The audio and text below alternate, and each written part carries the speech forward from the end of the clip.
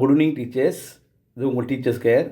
நம்ம அந்த BEO black education officer 2025-26 இன்னும் ஒரு 150 நாட்களில் பணியில் சேரணுன்ற ஒரு ஆர்வத்தோடு படிச்சுட்டு இருக்கோம். ஸோ அதிகப்படியான மதிப்பெண்களுக்கு வேண்டும். கட்டாயம் நம்ம ஒரு அதிகாரி ஆகணும், அடுத்த லெவலில் குரூப் 1 போஸ்டிங் லெவலில் ப்ரமோஷன் ஆகணும் அப்படின்னா நம்ம பிஇஓ படிக்கலாம் அப்படின்னு நம்ம சொல்லி பேசிகிட்டு இருந்தோம். ஸோ இன்றைக்கி பார்த்தீங்கன்னா 2025க்கான பார்ட் 2ல் 30 மார்க். இந்த 30 மார்க் என்பது இந்த 30 மார்க் என்பது வாழ்க்கையில் நீங்கள் வாழ்வாதாரத்தோடு அதாவது வளமாக நலமாக பெரிய லெவலில், அதாவது நீங்கள் இந்த எஜுகேஷன் துறையில் மிகச்சிறந்த ஒரு டைரக்டர் போஸ்டிங் வரைக்கும் போகிறதுக்கு சின்ன வயசுலேயே போஸ்டிங் போனால் டைரக்டர் போஸ்டிங் வரையும் நீங்கள் போகலான்ற அளவுக்கு இந்த வாய்ப்புகள் இதில் அற்புதமாக கொட்டி கிடக்குது. ஸோ இந்த பிஇஓ சிலபஸில் உங்களுடைய வெற்றியை தீர்மானிக்கக்கூடிய முக்கியமான ஃபேக்டர், அதாவது காரணி எது என்று சொன்னால் இந்த psychology and education method, psychology, இந்த படகோகி. இதில் இந்த 30 மார்க் நீங்கள் சார் என்ன சார் புக்கு படிக்கணும், கரெக்டான ரூட் அப்படின்னு பார்த்தீங்கன்னா point number 1 SK Mangal book first நீங்கள் படிக்கலாம். இங்கிலீஷ் மீடியமில் எஸ்கே மங்கள், ஓகேங்களா. ஸோ இந்த மங்கள் புக் இல்லை சார் அப்படின்னா இந்த புத்தகத்தை நம்மளுடைய நிறுவனத்தில் தமிழ்லேயே டிரான்ஸ்லேட் பண்ண டீம் 5 பேர் இருக்காங்க. ஸோ பெரிய பெரிய ப்ரொஃபஸர்ஸ் 5 பேர் சேர்ந்து நிறைய அதில் முக்கியமான கான்செப்ட்லாம் ட்ரான்ஸ்லேட் பண்ணி கொடுத்துருக்காங்க. 2 வேல்யூம் கொடுவாங்க, பார்ட் 1 பார்ட் 2ன்னு. 1லேருந்து 5 வரைக்கும் ஒரு யூனிட்டாகவும் 6லேருந்து 10 வரைக்கும் ஒரு யூனிட்டாக கொடுத்துருப்பாங்க. ஸோ ஃபஸ்ட்டு எஸ்கே மங்கள் ஒரு 70% ஓகே. அப்புறம் அகர்வால் புத்தகம் ஒன்று இருக்குது. அகர்வால் புத்தகத்தில் இருந்தால் உங்களுக்கு அதுவும் உங்களுக்கு இதே மாதிரி 70% நம்பலாம். ஸோ மூன்றாவதாக பார்த்தீங்கன்னா தமிழ்நாடு அரசு வெளியிட்டுள்ள பல்வேறு விதமான புத்தகங்கள் இருக்குது சைக்காலஜிக்கு. ஸோ 1978 கூட மேல்நிலைப் பள்ளிகளில் வேல்யூம் 1 வேல்யூம் 2ன்னு சைக்காலஜி தமிழ் மீடியம்லேயே வெளியிட்டிருக்காங்க. ஸோ அந்த மாதிரி அவர் வெளியிட்டது இல்லாமல் போஸ்வான் இன்னும் நிறைய புத்தகங்கள் கிட்டத்தட்ட ஒரு 4-5 ஆத்தர்ஸ் வெளியிட்டிருக்காங்க. ஸோ அந்த புத்தகங்கள்லாம் கணக்கெடுத்து பார்த்தீங்கன்னா தமிழ்லேயும் ஒரு 4-5 புத்தகங்கள் இருக்கும். பண்டைய காலம், அதாவது நாம் ஒரு 15-20 வருஷத்துக்கு முன்னாடி நிறைய பேர் கல்லூரி காலங்களில் படிக்கின்ற போது நாகராஜன் புத்தகம்னு ஒரு புத்தகங்கள்லாம் படிப்போம். ஸோ சந்தானம் என்ற புத்தகங்கள்லாம் படிப்போம். இந்த நாகராஜன் மற்றும் சந்தான புத்தகங்கள்லாம் சிறப்பாக இருக்குமா அப்படின்னா அவர்கள் அதாவது டிஆர்பியில் பரிந்துரைக்கப்பட்ட புத்தகங்களின் குறிப்புகளில் அந்த மாதிரி பெயர் பட்டியல் இருக்காது. ஸோ அதனால் நம்ம இப்போ 100% அதாவது 90% சக்ஸஸ் பண்ணணும் போது பார்த்தீங்கன்னா எஸ்கே மங்கள் புக்கு ஒன்று இங்கிலீஷில் படிக்கணும், இல்லை தமிழில் இங்கே நாம் கொடுக்குற மாதிரி படிக்கணும். 2 பார்த்தீங்கன்னா அகர்வால் புக்கு தமிழில் படிக்கணும் அல்லது இங்கிலீஷில் படிக்கணும். 3 தமிழக அரசு பாடநூல் கழகத்தால் வெளியிடப்பட்டுள்ள பல்வேறு விதமான புத்தகங்கள், எனக்கு தெரிஞ்சு 16 புத்தகங்கள் இருக்குது நான் ரிவ்யூ பண்ணது வரைக்கும். ஸோ மென்டல் ஹைஜீனிக் அப்படின்னு இருக்குன்னா இந்த மனநலம் என்ற புத்தகமே தனியாக ஒரு புக்கு இருக்குது, கிட்டத்தட்ட 350 பேஜ். ஸோ அந்த கில்போர்ட் ஃபியர்ஸோட அந்த புத்தகங்கள் கூட இருக்குது, சரியா. ஸோ அந்த மாதிரி புத்தகங்கள்லாம் கூட கணக்கெடுத்தால் அப்புறம் 16 புத்தகம் இருக்குது, நீங்கள் அதிலே படிக்கலாம். ஸோ எதை படித்தாலும் சரி, எப்படி படித்தாலும் சரி.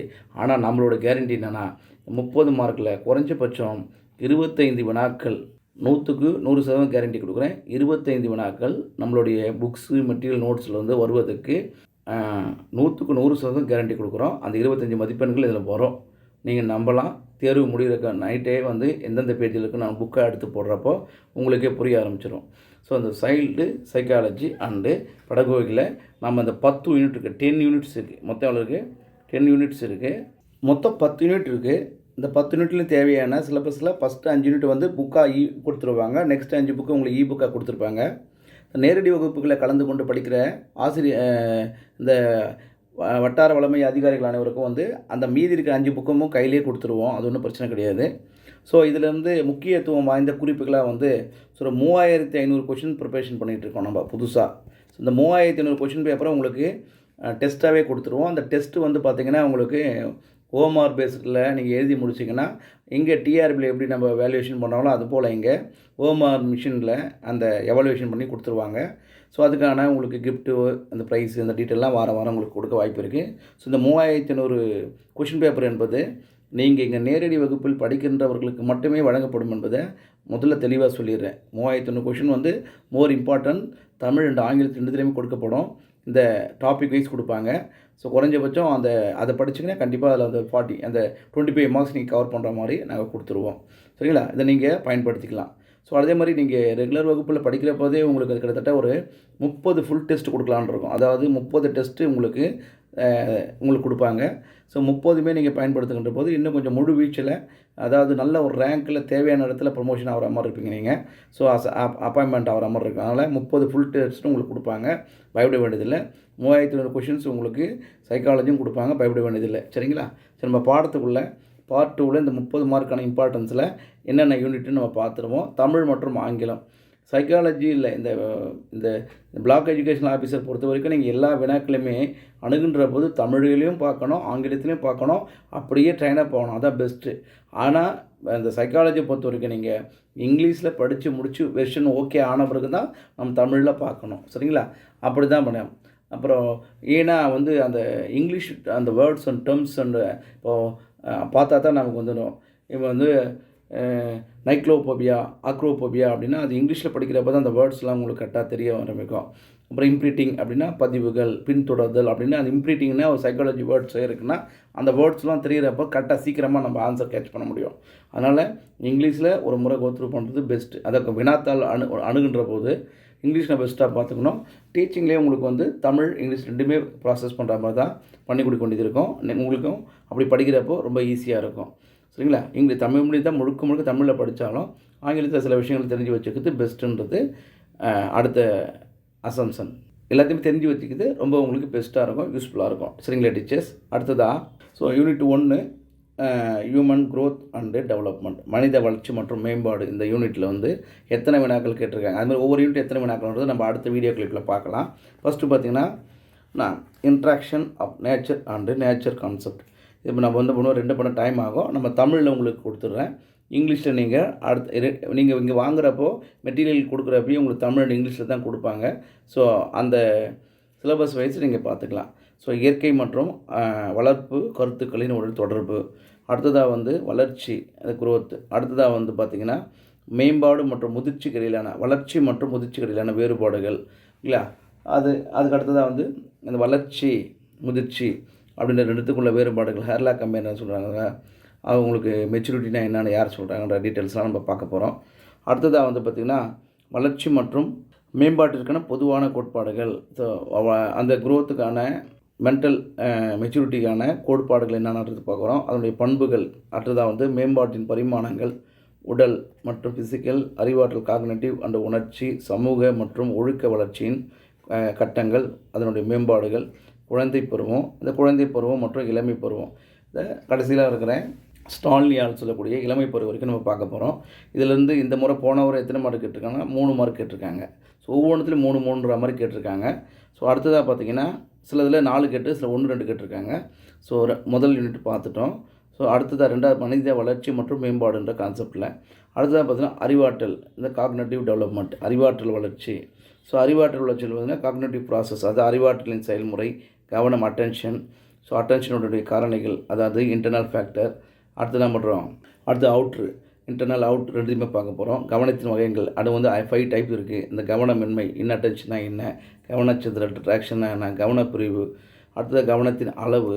ஸோ கவனவீச்சு அளவருகின்ற டாசிடாஸ்கோப்பி, ஆர்பி கேட்டல் எப்படி வடிவமைச்சார், உணர்வு மற்றும் புலனுணர்வு. ஸோ அந்த புலனுணர்வு தொடர்பான காரணிகள். ஸோ புலனுணர்வுகளுடைய ஏற்படுகின்ற முல்லர் லேயர் திருப்பி காட்சிகளை சொல்லுவோம் இல்லையா, அந்த மாதிரியான விஷயங்கள். கான்செப்ட் ஃபார்மேஷன், கருத்து உருவாக்கம், கருத்துக்களுடைய தன்மை, அதனுடைய வகைகள். அது பியாஜெட்டுடைய அறிவாற்றல்கள், காக்னேட்டிவ் டெவலப்மெண்ட் என்ன, sensory motor stage, pre operational stage, concrete stage. அடுத்ததாக ஃபார்மல் ஸ்டேஜ். இந்த மாதிரி 4 ஸ்டேஜ் பார்ப்போம் இல்லையா. So 4 stage. அடுத்த ப்ரூனர். ஸோ ப்ரூனருடைய கோட்பாடுகள், அவருக்கு கொண்டு வந்த புத்தகங்கள், அவர் என்ன ப்ரூனருடைய கோட்பாடுகளில் கான்செப்ட் தியரி எந்த மாதிரி சொல்லுவாங்க, கருத்து வரைபடங்கள், ஓகேங்களா, இன்ஆக்டிவ், ஐகானிக், சிம்பாலிக், இந்த மாதிரி விஷயங்கள். அடுத்து படங்கள், மொழிகள் மற்றும் சிந்தனை. ஸோ வைட்சாட்ஸ்கி, ரஷ்ய உளவியலாளர் வைட்சாட்ஸ்கி என்ன சொல்கிறாரு. அடுத்த பகுத்தறிவு மற்றும் சிக்கல் தீர்க்கின்ற திறன், ஆசிரியருக்கு ஏற்படுகின்ற தாக்கங்கள், பிளாண்டர்ஸ் கொடுக்கக்கூடிய 10 தாக்கங்கள், இன்ட்ராக்ஷன்ஸ். ஸோ அந்த 10 தாக்கங்கள், நடு பிளாண்டர்ஸுடைய தாக்கங்கள், இது 10மே நம்ம பார்க்க போகிறோம். டைரக்ட்னா இன்டைரக்ட்னா இந்த பீப்புள்ஸுக்கும் டீச்சர்ஸுக்கும் சம்மந்தமான என்ன அப்படின்றத அதையும் நம்ம 10 கமாண்டையும் நம்ம பார்க்க போகிறோம். ஸோ இது யூனிட் 2ல் இருக்கிற ப்ராசஸ். இதுலேயும் உங்களுக்கு 3 கொஷின் கேட்டிருக்காங்க. ஸோ அடுத்ததாக பார்த்தீங்கன்னா 3வது social, emotional and moral development, சமூக உணர்ச்சி மற்றும் ஒழுக்க வளர்ச்சிகள் அப்படின்றாங்க. சமூக வளர்ச்சி என்பது என்ன, social development, factors of social development maturity, எரிக்சனுடைய ஸ்டேஜ். ஸோ அதனுடைய காரணிகள், சமூக முதிர்ச்சி, எரிக்சன், அதாவது அமெரிக்கா வச்சு இந்த எரிக்சன் சொன்ன 8 கோட்பாடுகள் இந்த வாட்டி இதில் 4 கேட்டிருக்காங்க. 2 எரிக்சன் பற்றி கேட்டிருக்காங்க. ஸோ அடுத்த சமூக வளர்ச்சி நிலைகள்.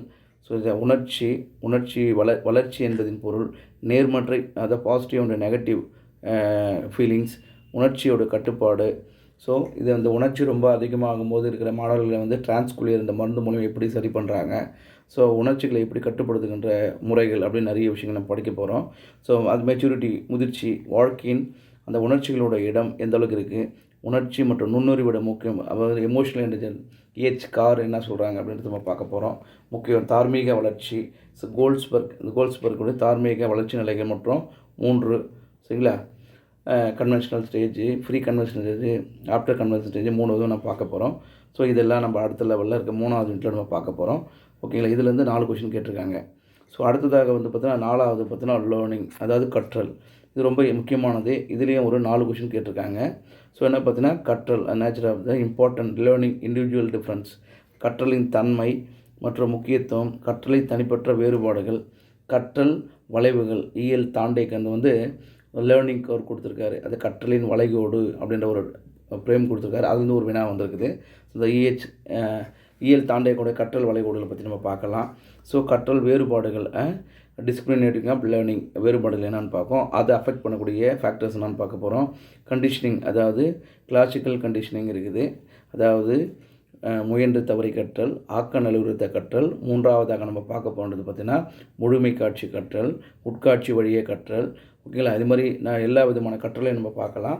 அதில் வந்தது கிளாசிக்கல் மற்றும் ஆப்ரண்ட் கண்டிஷன்னா செயல்படு ஆக்க நலுவிருத்த கற்றல், பிஎஃப் ஸ்கின்னர்து. ஸோ அடுத்ததாக வந்து பாவ்லோ, ஸ்கின்னர், இஎல் தாண்டேக். சோதனை மற்றும் பிழை என்னும்போது தாண்டேக் இது. ஸோ நுண்ணறிவின் மூலம் கற்றல், அந்த கோலர், அந்த உட்காட்சியின் வழியே கற்றல் அப்படின்ற கோலர். கற்றல் பரிமாற்றம், ட்ரான்ஸ்ஃபர், லேர்னிங் ட்ரான்ஸ்ஃபர் வந்து பாசிட்டிவாக இருக்குது, நெகட்டிவாக இருக்குது. எட்வர்ட் டி போனே என்ன சொல்லியிருக்காரு நம்ம பார்க்க போகிறோம். ஸோ சாயல் மூலம் கற்றல், இமிட்டேட்டிங், அதில் வந்து கற்றல் நிலைகள் இருக்குது. ராபர்ட் காக்னே வந்து 8 விதமான கற்றல்களை சொல்லுவார். ஸோ நம்ம அந்த 8 விதமான ராபர்ட் காக்னே படிநிலைகளை நம்ம பார்க்க போகிறோம்.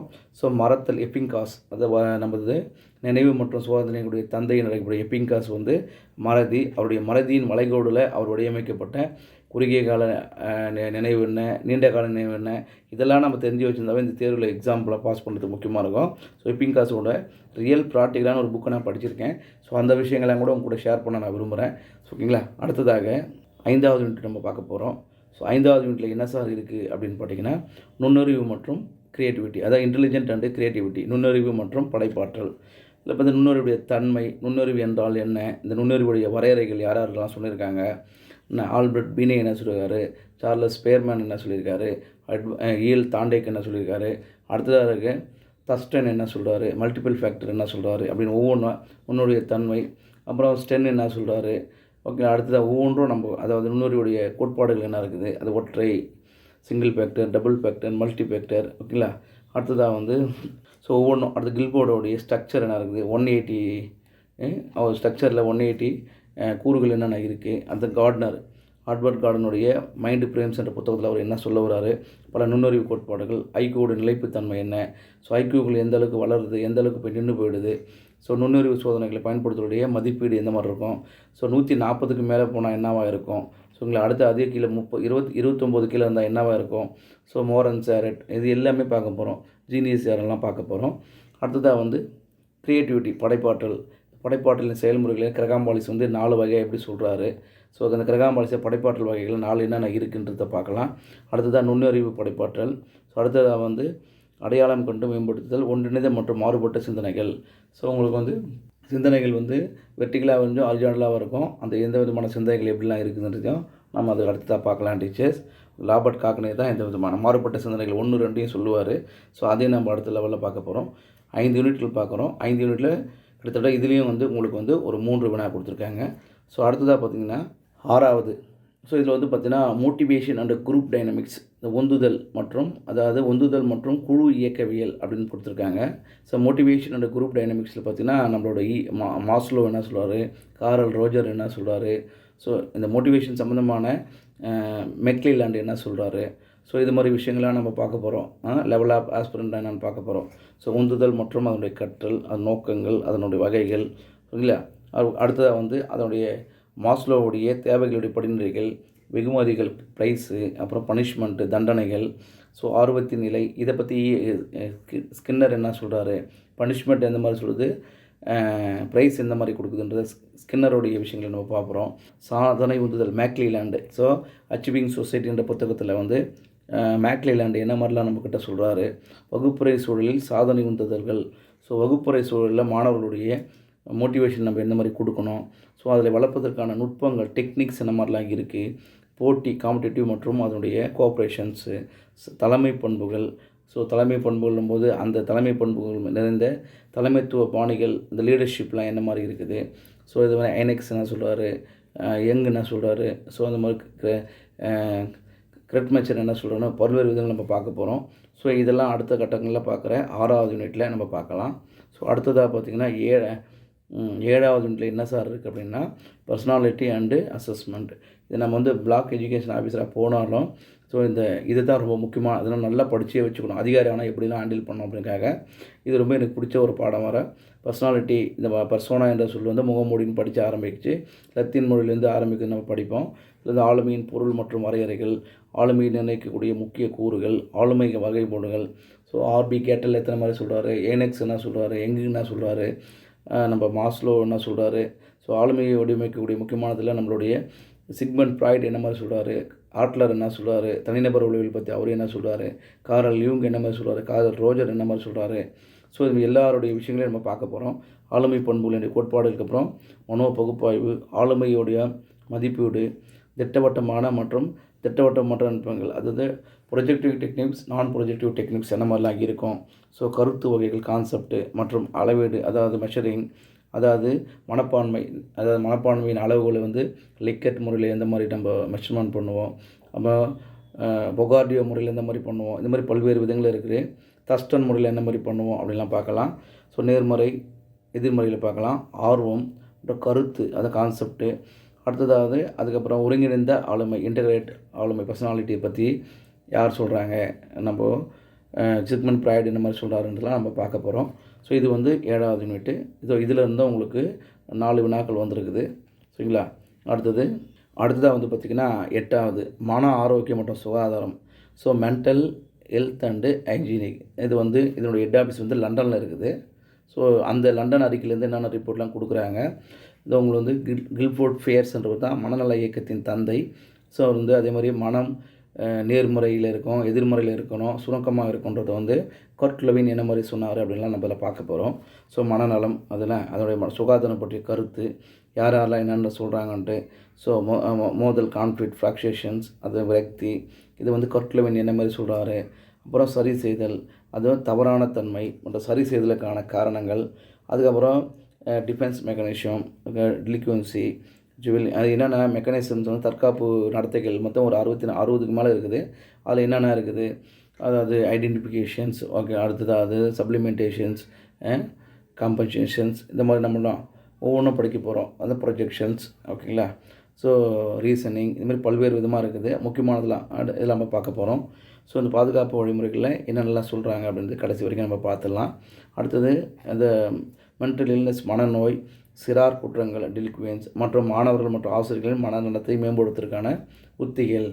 ஸோ மாணவர் மற்றும் ஆசிரியர் 2 பேருடைய மனநலங்களும் சரியான முறையில் இருந்தால் தான் சரியான முறையில் டிஸ்பிளேஸ்மெண்ட் என்று சொல்வார்கள். ஆசிரியர்கள் தங்களுடைய கோபத்தை மாணவர்கள் மீது எப்படி திணிப்பார்கள், இந்த மாதிரி சில விஷயங்கள்லாம் நம்ம வந்து இதை வந்து நல்லா தெளிவாக தெரிஞ்சு வச்சுருக்கோம். இதிலேருந்து நம்ம 2 வினாக்களும் இடம்பெற்றிருக்குது.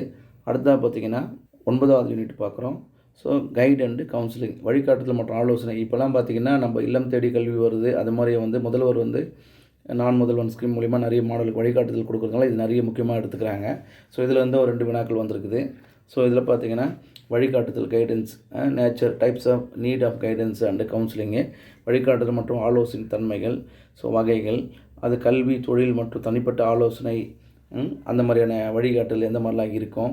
ஸோ காரல் ரோஜர் என்ன மாதிரி சொல்கிறாரு, WC வில்லியம்சன் என்ன மாதிரி சொல்கிறாரு, நேரடி அறிவுரை பகிர்தல், மறைமுக அறிவுரை பகிர்தல், சமரச அறிவுரை என்ன சொல்கிறாரு, அது சமரச அறிவுரை பகிர்தல், பல்வேறு விதங்கள் நம்ம பார்க்க போகிறோம். ஸோ அடுத்தது தனிப்பட்ட ஆலோசனை தேவைப்படும் குழந்தைகளுக்கு அடையாளம் காணுதல், ஆலோசனை நுட்பங்கள், ஸோ தனிநபர் மற்றும் குழு நுட்பங்கள், கற்றல் சிரமங்களை கொண்ட குழந்தைகளுக்கான வழிகாட்டுதல் மற்றும் ஆலோசனைகள். ஸோ இது எல்லாமே நம்ம என்ன பண்ணுறோம், techniques and guidance and counselling for the children with learning difficulties. அதாவது கற்றல் குறைபாடு பிழை உள்ள மாணவர்கள் கூட நம்ம இப்படிலாம் சரி பண்ணி சொல்லிக் கொடுக்கலாம். ஸோ அவர்களுக்கு என்ன மாதிரியான டிஸ்க்ளோசியான எல்லாம் அவங்களுக்கு என்னென்ன ப்ராப்ளம்லாம் இருக்கோ அதெல்லாம் நம்ம படிக்க போகிறோம். ஸோ அடுத்ததாக 10வது யூனிட் நம்ம பார்க்குறோம். ஸோ 10வது யூனிட் பார்த்திங்கன்னா ரொம்ப முக்கியமானது. இதுலேருந்து ஒரு 3 வினா வந்திருக்கு. சரிங்களா? இந்த முறையும் இந்த சமகால கல்வின்னும் போது ஒரு தமிழகத்தில் முதலிடம் பெறுகின்ற இந்தியாவிலேயே முதலிடம் உயர்கல்வியில் முதலிடம் பெறுகின்ற நாடு எதுன்னு மாநிலம் எதுன்னு கேட்டாங்கன்னா தமிழ்நாடு தான். உயர்கல்வியில் முதலிடம் பெறுகின்ற நாடு நம்ம தமிழ்நாடு அப்படின்னு நம்ம சொல்லுவோம். அந்த மாதிரி கொஷின்ஸ்லாம் கூட கேட்கலாம். ஸோ பேசிக்காக 1813ஆம் ஆண்டு பட்டய சட்டம் 1 லட்ச ரூபாய் தொடங்குறதுலேருந்து அடுத்ததாக வர 1833ஆம் ஆண்டு என்ன சொல்லுது, 1854ஆம் ஆண்டு வுட் டிஸ்பேட்ச் என்ன சொல்லுது, 1884ஆம் ஆண்டு 84ஆம் ஆண்டு அண்டர் குழு என்ன சொல்லுது, அடுத்து 1944ஆம் ஆண்டு வாரதா குழு என்ன சொல்லுது, சப்ஜாண்ட் குழு என்ன சொல்லுது. ஸோ இந்த மாதிரி ஒவ்வொன்றா பார்த்துட்டு வந்தோம்னா 1952ஆம் ஆண்டு உங்களுக்கு இடைநிலை கல்விக்காக கொடுக்கப்பட்ட லட்சுமணசாமி முதலியார் குழு என்ன சொல்லுது, கோத்தாரை குழு 1966 என்ன சொல்லுது. ஸோ அடுத்ததாக நியூ எஜுகேஷன் பாலிசி என்ன சொல்லுது, இன்றைக்கி சமீபத்தில் கஸ்தூரி ரங்கன் தலைமையில் வெளியிடப்பட்டுள்ள எஜுகேஷன் பாலிசி என்ன சொல்லுதுன்றதை நம்ம எல்லாமே இதில் பார்க்க போட்டோம். இதில் என்சிஇஆர்டினா என்ன, எஸ்சிஇஆர்டினா என்ன, அதாவது முறை சார்ந்த கல்வி என்றால் என்ன, முறைசாரா கல்வி என்றால் என்ன, இதனுடைய ஹெட் ஆஃபீஸ்லாம் எங்கே இருக்குது, இந்த பார்வையற்றோருக்கான கல்வினா எங்கே, டேராடூன் அதனுடைய ஹெட் ஆஃபீஸ் எங்கே இருக்குன்னா, அதே மாதிரி அந்த நியூரோ சயின்ஸ் என்று அழைக்கக்கூடிய ஹெட் ஆஃபீஸ் எங்கே இருக்குது அப்படின்னு பார்த்தீங்கன்னா, மனித மூளையோடைய நியூரோ சயின்ஸுக்கு ஹெட் ஆஃபீஸ் பெங்களூரில் இருக்குன்றோம் இல்லையா. அதுபோல் பல்வேறு விதமானது சிஓவோட டியூட்டிஸ், டிஓஸ் டியூட்டிஸ், பிஇஓஸ் டியூட்டிஸ் என்னென்ன இருக்குது, ஆர்டிஏல ஆக்டில் கொடுத்தா என்னென்ன பண்ண போகிறோம் ஓகேங்களா. ஸோ அந்த மாடல் இன்றைக்கி அப்டேட் இன்றைக்கி ப்ரெசென்ட் எஜுகேஷன் ஸ்கீம் தமிழ்நாடு முக்கியமாக இதுலேருந்து கண்டிப்பாக இந்த வாட்டி ஒரு 3 கொஸ்டினாவது வந்துடும். ஸோ இதெல்லாம் ரொம்ப முக்கிய இம்பார்ட்டன்ட் கொடுக்கணும். சரிங்களா? ஸோ எங்கெங்கே கான்ஃபரன்ஸ் நடந்திருக்கு, உலக லெவலில் என்னென்ன கான்ஃபரன்ஸ் நடந்திருக்கு, யுனெஸ்கோ என்ன சொல்லியிருக்குது இல்லை, தமிழ்நாடு எந்த மாதிரியான கல்லர் அதாவது கல்லர் மறுசீரமைப்பு, அப்போ forest department, Adi Dravida department, இது எல்லாத்தையும் எப்படி ஒருங்கிணைத்தாங்க, இப்போ என்ன மாதிரி எல்லாமே இருக்குது. இதுலேருந்து கிட்டத்தட்ட நமக்கு ஒரு 2 வினாவோ 3 வினாவோ வர வாய்ப்பு இருக்குது. 10வது யூனிட்டும் ரொம்ப முக்கியமானது, படிப்பதற்கு கொஞ்சம் ஈஸியாகவும் இருக்கும். பட் நான் எவிடன்ஸ்லாம் ஸ்ட்ராங்காக படிக்கணும். நம்ம ஏதாவது சாதாரண புக்கெலாம் படிக்காமல் ஒரிஜினல் சோர்ஸ் புக் மூலமாக தான் அந்த ரிவ்யூ பண்ணணும். இது history of educational development in தமிழ்நாடுக்கு நம்ம முக்கியமான ஆர்டிகிள்ஸு, இந்தியா இயர் புக்கு, இது மாதிரி நிறைய விஷயங்கள் புத்தகங்கள் இருக்குது. தமிழ்நாடு அரசு வெளியிட்ட கெசட்டு அந்த மேகசின்ஸு, இது மாதிரி நிறைய விஷயங்கள்லாம் நமக்கு செலக்ட் பண்ணி இதுலேருந்து மார்க்கை நம்ம ஸ்கோர் பண்ணுற மாதிரி பார்த்துக்கலாம். டெய்லி நியூஸ் பேப்பர் அப்டேட்லாம் கூட நம்ம பார்த்துக்கலாம். ஸோ இதெல்லாம் சரி பண்ணோம்னா இதுலேயே நம்ம இந்த 3 மார்க் எடுத்துடலாம். கிட்டத்தட்ட நம்ம இந்த 10 யூனிட்டுமே பார்த்துருக்கோம். 10 யூனிட்டில் கிட்டத்தட்ட தமிழில் சொல்லணும்னா பண்டைய கால இலக்கண நவீன கால கல்வி முறைகள், நவீன கல்வி முறை நூல் 2813 இன்றைக்கி வரைக்கும் தமிழ்நாட்டோட கல்வி முறை நிறுவன கட்டமைப்புகள், டிஎஸ்சி, டிஇ, சமரச சிக்ஷா அபியான், அடுத்ததாக எஸ்சிஆர்டி முறைசாரா கல்வி, சிஓ, டிஓ, பிஓ சட்டங்கள் மற்றும் விதிகள், குழந்தைகள் இலவச மற்றும் கட்டாய கல்வி உரிமை சட்டம், தமிழ்நாட்டில் பிற துறைகளில் நடத்தப்படும் பள்ளிகள், கல்லர் மீட்பு, வனத்துறை, ஆதி திராவிட பழங்குடியினர்கள், இது எல்லாமே கூட தமிழ்நாட்டில் கல்வித்துறையை செயல்படுத்துதல், இது எல்லாத்துலேயும் தான் கண்டிப்பாக நமக்கு ஒரு 3 மார்க் வரும். நாம் இதையும் என்ன பண்ண போகிறோம், ஃபுல்லாக ஃபோக்கஸ் பண்ண போகிறோம். ஓகே டீச்சர்ஸ், நம்ம பார்த்தோம் சைக்காலஜி கிட்டத்தட்ட 30க்கு நம்ம 30 மதிப்பெண் எடுப்பதற்கு என்ன மாதிரிலாம் நம்ம படிக்கணும். ஸோ நம்ம ஜெயிக்கணுன்றதுக்கு, அதை படிக்கணுன்றது வேறு, ஜெயிக்கணுன்றது வேறு. ஸோ அதனால் நம்ம ஜெயிக்கிறதுக்கான விஷயங்களை மட்டும் நான் பேசுகிறேன். 30 எடுக்கிறதுக்கும் மேக்ஸிமம் 99% முயற்சி பண்ணுவோம். முடியாத கட்டத்தில் ஒரு 26 வினாக்கள் அதில் சரியான முறையில் போடுற அளவுக்கு நம்ம பயிற்சி அளிப்போம். ஸோ இது ஃபுல்லாக பயன்படுத்துங்க. இந்த பிளாக் எஜுகேஷன் ஆஃபீஸராக நீங்கள் பணியில் சேர்ந்து ஒரு மகத்தான வெற்றி பெறுவதற்கு டிசிஎம் சார்பாக வாழ்த்துக்கள் தெரிவிக்கிறேன். உங்களுக்கு இந்த எஜுகேஷன் இந்த சைக்காலஜி பொறுத்த வரைக்கும் உங்களுக்கு தமிழ் வழியிலையும் ஆங்கில வழியிலையும் நடத்துவதற்கு கிட்டத்தட்ட 5 ப்ரொஃபஸர் அப்பாயின்மெண்ட் பண்ணுறோம். ஸோ 5 பேருமே உங்களுக்கு தனித்தனி முறையில் சிறப்பான கவனம் செலுத்துவாங்க. ஸோ எல்லாத்தையுமே சரியாக பயன்படுத்தி வெற்றி பெற்று பணியில் சேர என்னுடைய வாழ்த்துக்கள் டீச்சர்ஸ், வாழ்த்துக்கள்.